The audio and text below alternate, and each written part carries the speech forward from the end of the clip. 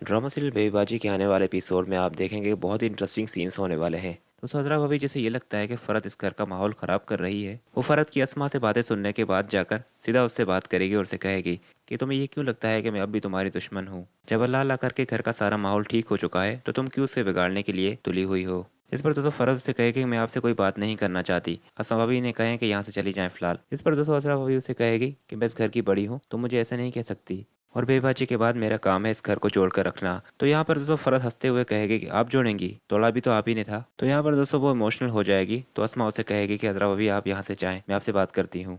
और उसके बाद नेक्स्ट सीन में आप देखेंगे कि अदरा भाभी जैसे इमोशनल होगी तो अस्मा आएगी और उसे कहेगी कि आप फ़रत की बातों को दिल पर ना लें, वो आप तो जानती हैं कि वो नादानियाँ करती रहती है।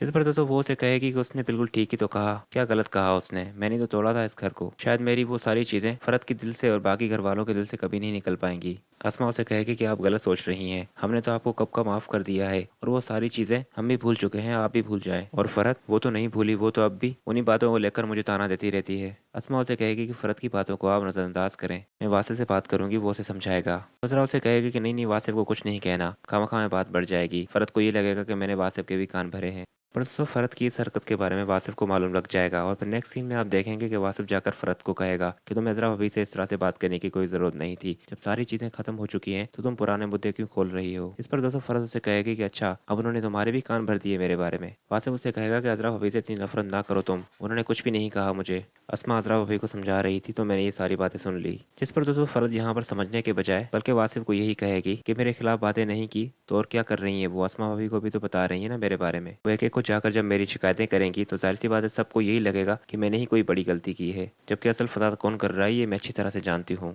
तुम लोग एक बार फिर उनकी झांसे में आ रहे हो पर मैं नहीं आऊँगी इस बार।